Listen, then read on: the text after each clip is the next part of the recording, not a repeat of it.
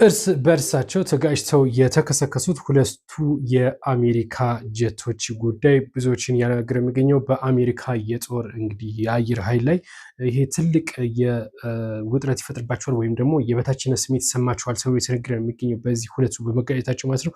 ያው አብራሪዎቹ ምንም አልሆኑም፣ ነገር ግን ወደ 100 ሚሊዮን ብር የሚጠጋ ኪሳራ ደርሶባቸዋል። አንዱ ብቻ ማለት ነው ወደ 60 አካባቢ ሚሊዮን የአሜሪካን ዶላር ያወጣል ተብሎ የሚጠበቀው ይህ ኤፍ-18 ተዋጊ ጀት ማለት ነው እንግዲህ በደቡብ ኢዳሆ አየር ትርኢት እያቀረበ ባለበት ሰዓት ነው ሁለቱ እርስ በርሳቸው የተጋጩት እና ከዚህ ጋር በተገናኘ አንዱ ከ60 እስከ 70 ያወጣል፣ በአጠቃላይ ወደ 100 ምናምን ሚሊዮን የአሜሪካን ዶላር ከስሯል ማለት ነው። እንግዲህ ከዚህ ጋር በተገናኘ የአየር ኃይሉ አባላት ላይ ከፍተኛ ድንጋጤ ተፈጥሯል ነው እየተባለው። እንደዚህ ያለ ቴክኒክ በአሜሪካ ላይ እያጋጠመ ነው የሚገኘው። እንግዲህ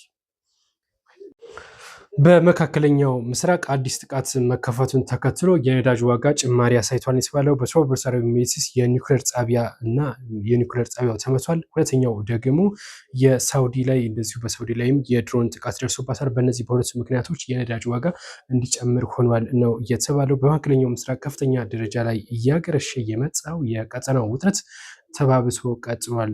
ከአሜሪካ ጋር ድርድሩ አልተሳካም እና በዛ ምክንያት ይመስላል የኤሜሬትስ ባለስልጣናት እንደገለጹት በባርካህ የኒኩለር ኃይል ማመንጫ ጣቢያ ላይ ያነጣጠረ የድሮን ጥቃት መከሰቱንም ይፋ አድርጓል የተባለው። ይህ የሰነዘረው 3 ድሮኖች ሲሆኑ ሁለቱ በአየር ላይ ተመተው ሲወድቁ አንደኛዋ የተወሰነ ጉዳት አደርሳለች ተብሎ ነው እየተነገረው። ይህ ጉዳት የደረሰው በሳውዲ ላይ ነው እና እንግዲህ ከዚህ ጋር የሳውዲ አረቢያ ደግሞ ከኢራቅ የአየር ክልል አቅጣጫ ወደ ሀገሯ የገቡ 3 ድሮኖችን መስታ መጣሏንም እንደዚሁ ተጨማሪ መታ መጣሏንም ገልጻለች ማለት ነው። በእነዚህ በሁለት ሀገሮች ላይ የደረሰው የድሮን ጥቃት የነዳጅ ዋጋን በከፍተኛ ሁኔታ እንዲጨምር አድርጎታል ወይም ደግሞ ጥረቱ ተባብሷል የተባለው። እነዚህ ላይ እንግዲህ ጥቃት የምታደርሰው ኢራን ናት።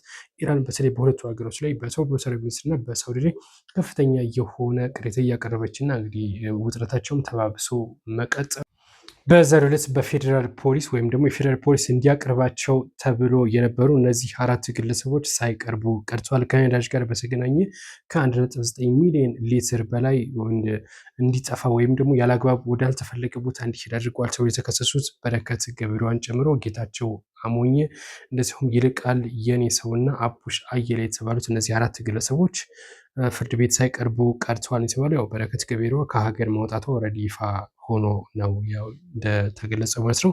ሌሎቹ ግን እንዴት ሳይቀርቡ ቀሩ የሚለው አቃቢ ሕግ እንደዚሁ ፖሊስን ሲጠይቅ ነበር። እነዚህ ሕገወጥ ተግባራት ምክንያት በመንግስት ላይ በ10 ሚሊዮኖች የሚቆጠር ገንዘብ ጉዳት አድርሷል። ከ1.9 ሚሊዮን ሊትር በላይ ነዳጅ እንግዲህ ላልተፈለገ ዓላማ እንዲውል አድርጓል ተብሎ ነበር የተገለጸው። የተከሰሱት የፌዴራል አቃቢ ሕግም ግለሰቦች በዋና ወንጀል አድራጊነትና በልዩ ወንጀል አድራጊነት ስልጣንን ያለአግባብ በመጠቀም እንግዲህ ክስ ተመስርቶባቸው እንደነበር ይታወቃል። ነገር ግን የፌዴራል ፖሊስ እነዚህን ግለሰቦች ማቅረብ እንዳልቻለም እንደዚሁ ተገልጿል ማለት ነው። ችሎቱ በክሱ መዝገብ ከ6 እስከ 10ኛ ተከሳሽ የሆኑት እነዚህ 4ቱ ማለት ነው እንግዲህ አልቀረቡም፣ ሌሎቹ ቀርበዋል ነው የተባለው።